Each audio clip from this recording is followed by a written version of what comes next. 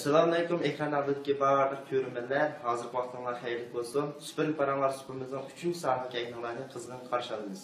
O'zim Aqsuv Kuchan Aysin Sirojnabla, ma'lum tish doktorlik kasbidan shug'ullanman. Shunlashqa bugun super paranlar supimizga ep kelgan temam bo'lsa, dal eg'iz bo'shlig'i tish sog'lomlik jihatida bir necha turli savollarni sizlarga sunmoqchiman. İnsanda xil güzellik buldu. Biri qalbda, biri tanda. Qalb güzelligimiz axloqdan boshlansa, tan güzelligimiz dal tish sog'lomligidan boshlanadi. Shunlashqa bugun tish sog'lomligi haqida bir necha savollarni so'zlaymiz. Ko'pchilikning yoqtirib olishini umid qilamiz. Odamga hayotida faqat 2 qatim tish chiqadi. Birinchi qatimlik tish bu vaqt 6 oylik vaqtda chiqishga boshlab, toki u 2 yoshga kirguncha qadar chiqib bo'ldi. Bu jami 20 ta chiqadi. Bu tish sut deb ataladi. Sut tish intayin yumron va ojiz bo'lganligi uchun kam ota-onalarning bu vaqtlarning bolalarning chiqayotgan sut tishlariga alohida diqqat qilishni, uni to'g'ri usulda cho'tkilashni o'rgatishni umid qilamiz. Ikkinchi qatimligi 6 yoshga kirganda sut tishlar tushib, o'rniga turg'un tishlar chiqishga boshlaydi. 13 yoshga kirguncha qadar barliq sut tishlar tushib, o'rniga 28 ta turg'un tish chiqadi. Bu dal ömürlük tish deb ataladi. Ismidimi chiqib turdi, ömürlük tish. Ömürlük tishimiz faqat bir qatim chiqadi, qaytlab ishkingidek chiqmaydi. Shunlashqa barliq do'stlarimizning o'zida bor bo'lgan 28 ta muntazam tishini asrashini, uni alohida ko'ngil bilishini, atigan oqshomda to'g'ri usulda tish cho'tkilashni odatlantirishni umid qilamiz. 17 yoshdan olgandan keyin yana 4 ta aql tish chiqadi. Aql tish 17 yoshdan oshgandan keyin chiqadigan tish bo'lib, astang tish qatorining eng keyingi 2 ta, ustun tish qatorining eng keyingi 2 ta, jami 4 ta chiqadi. Ba'zi kishilarga faqat 2 ta chiqadi, yana ba'zi kishilarga faqat aql tish chiqmaydi. Aql tish chiqish jarayonida qattiq og'riq paydo qildi. Hatto bo'g'iz chiqib, og'izni ocholmaydigan ahvollar bor. Yana aql tish chiqish jarayoni bo'lsa 2 yildan 3 yilgacha bo'ladi, hatto undan uzunroq bo'lishi mumkin. Aql tish ba'zi kishilarga tuz chiqsa, yana ba'zi kishilarimizga yantu holati chiqib oldi. Odatda meditsinada yantu holati chiqib olgan kishini tortib o'tishni tashabbus qilamiz. Nima uchun deganda yantu holati chiqib olgan aql tishlar oldingi qo'shni tishini oson zaxmlantirib qo'ydi. Shundaqla oson tish chirishini keltirib chiqardi.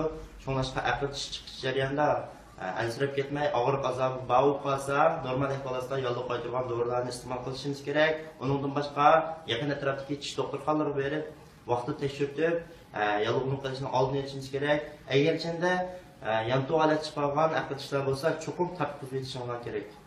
Dunyo sog'liqlik tashkiloti tomonidan rak va yurak qon tomir kasalliklaridan xosla oldini olish alohida ta'kidlangan 3-chi kasallik bo'lsa, dal yerlik atalg'uda atilayotgan tishni qurtish, ya'ni tish chirish. Tish chirishni keltirib chiqaradigan asosiy omil bakteriyalar bo'lib, undan boshqa vaqt va ozuqlikni o'z ichiga oldi. Tish chirishni keltirib chiqaradigan bakteriyalar tatlı yemeklerden ozuqlik qabul qildi. Bunun ustiga inchik pishqilab ishlangan tatlı turumlarning ustida yepishchanligi intayin yuqori bo'lgan yepishchan moddalar bo'lib, tish jismiga oson chopishib oldi hamda tish chirishni tezladi. Shunlashqa tatlı turumlarni oz yeyish, yegandimi yapmagandan keyin ham tish cho'tkilashni odatlantirish kerak.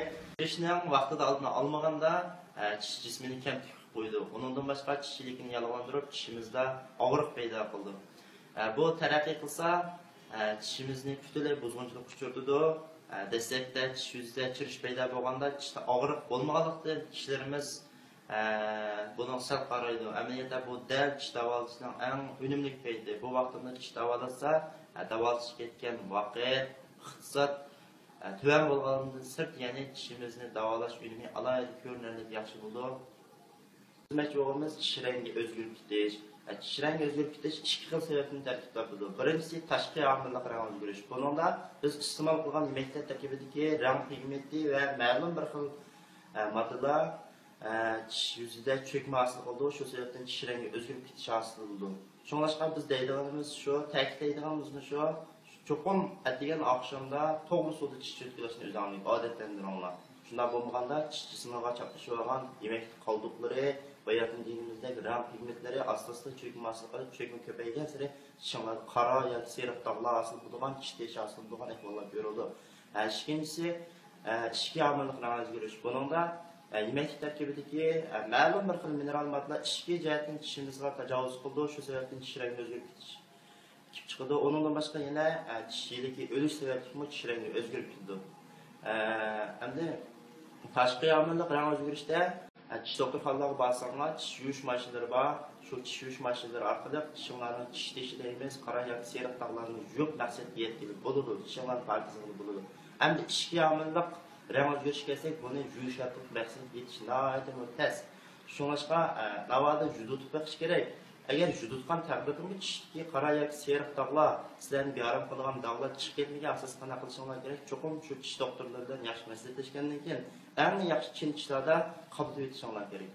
O'zligimizdek tish kasalliklari intayin ko'p. Bularni sizlarga birdan so'zlab tushuntirmaslik vaqt manjib tutadi. Buni nurg'un jarayon, nurg'un vaqtlar ketadi. Shu sababdan bu tish kasalliklarini musha to'xtataylik. Endi sizlarga oilamizda sizlarga eng yaqin bo'lgan tish asrash bilimlaridan bir necha so'zlab beray.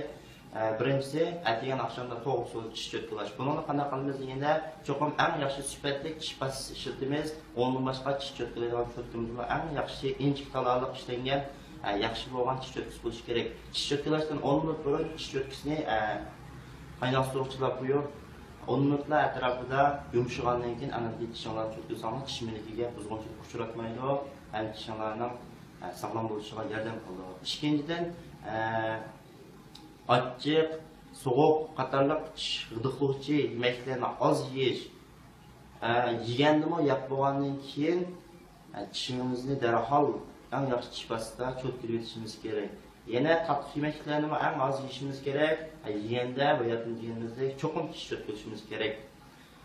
Undan boshqa uchinchisi, tishimizda uruqchi chaqadigan, botolkamizni ochadigan, sulyo jo'balarni uzadigan ma'noda tishimizni buzg'unchilik uchiradigan ishlarni qilmasligimiz kerak. Bunda qo'pol tish harakatlarini qilgan vaqtida tish toji asal buzg'unchilik uchraydi, tishimiz ham buzg'unchilik uchraydi degan.